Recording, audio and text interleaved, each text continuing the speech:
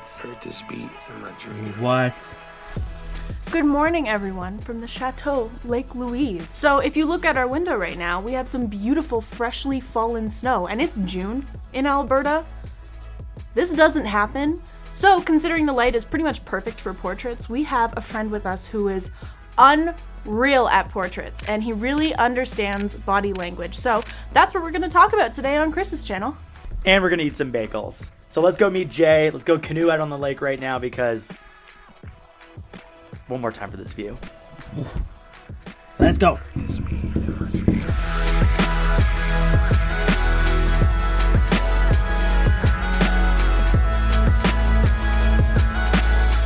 All right, I would like to introduce you to my friend J.R. McDonald. What an official name, dude. So official. What's up, guys? Morning. Look at this.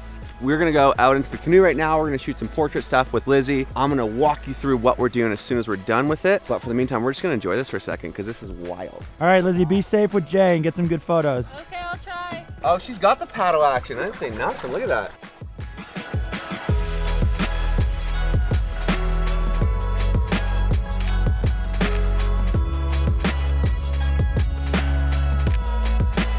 Get some good photos out here. My dude, this is nuts. Conditions are wild. Your girl knows how to work a camera. Let's get on land. Just find a quiet spot to do this tutorial right now. Jay, how's this spot? I'm about it. I like it. Hey guys, so these are my top 3 tips to change your body language to improve your portrait photography. So number 1, exposing vulnerable areas. So whether that be the inside of your wrist, your neck, armpit, something like that, that tells the viewer that you're comfortable. It immerses them into the photo. A lot of times we see a lot of discomfort, something like touching your suprasternal notch like this. That's the little indent right here. Anybody gets uncomfortable, boom, hand goes right here, and it's to ease tension. It's a soothing motion. The second thing, when we're using our body language, we need to look at feet. This is huge in a photo. So if I'm standing here and Lizzie is standing, she's looking towards me. Lizzie and I have met, we've hung out before, so she's comfortable. If her feet are pointing away from me, right? So she's got one foot pointing out like this in a strong position. That tells the viewer that she wants to get out of there. So you see this often when you're taking a portrait, but you've got a full body in frame. You can have the subject can have their leg like this, and then it's pointed out. I know it's such a micro thing, but the second that foot points towards me, that shows interest. So I'll actually change my subject. I'll have, Lizzie, I'm gonna point your foot towards me, yeah, and then put your weight on your front foot a little bit, like that. Seems minor, makes a huge difference. These are all things that are subconscious. You're not thinking about them, but when you see a photo, you're immediately making those instant judgments. The second thing is blocking. If we don't like something, we do blocking. So whether that's eye blocking, say somebody walks into a room, you don't like them, you'll immediately go like this. That's eye blocking. What's funny about that is that seems to be like the smolder look. But what we're gonna do is the opposite of that. We're gonna have her open her eyes. With that, with pupil dilation, something that gets missed a lot is that when we see something that we're attracted to, our pupils dilate. They open up and let more light in. Now, I'm gonna have you close your eyes, Lizzie. Yeah, and then when I say 3, I'm gonna have you look right down the barrel. 1, 2, 3. And I wanna take that shot instantly, so when she opens her eyes and her pupils go back, and they're trying to see the light and figure out what's going on, I get the wide, nice, beautiful color, pupils, everything in between. The next thing we're gonna talk about is hand position. Something as simple as thumbs in your pocket shows extreme discomfort. Thumbs outside of your pocket shows that you're more confident, you're more comfortable. So I'm gonna demonstrate for you guys the difference between discomfort and comfortable. Minor little things that you can change in your body language that make a huge difference in your photos. Say I'm on the tree here. I'm gonna fall in this water.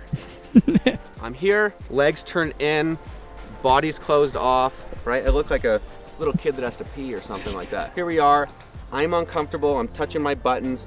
So everything I'm doing right now is uncomfortable. This seems ridiculous, but think about immediately you get in front of a camera, everyone goes like this, right? So now I'm gonna point my foot towards you, like this. As a male, something that's a little bit more comfortable than playing with my hair, even though I have long hair, is playing with the buttons on my shirt, right? This is like Dwayne "The Rock" Johnson is infamous for this. So I'm showing you the inside of my wrist. And I'm gonna lift my chin up, pop my chest a little bit.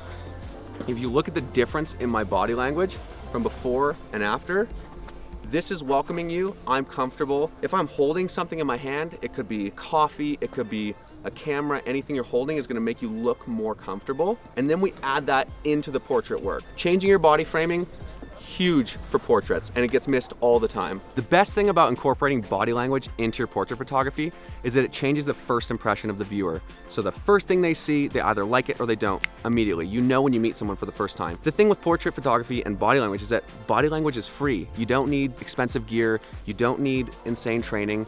You can go out there, you can learn about it and add these small, simple tips into your photos to increase the way that the viewer is involved and immersed in your image. So 3 simple things, totally free, absolutely change the way you shoot portraits.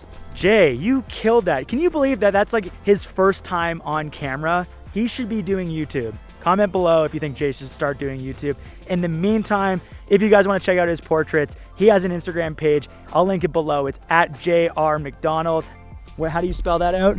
J-A-Y, the letter R, M-C-D-O-N-A-L-D. He's great. Jay's super funny too. So if you want to learn things, you want to have a good time, laugh, all that stuff, give him a follow. He's amazing. If you guys like this video and you learned something like I did and the rest of the group here that's watching this tutorial, please press like. It actually makes a difference. Subscribe. We'd love for you guys to join along and hit the bell to be notified for future videos. And maybe we'll see the boys here in Alberta in some future content. A little peer pressure. Did you learn something? I did. I learned how to not look uncomfortable and to look comfortable.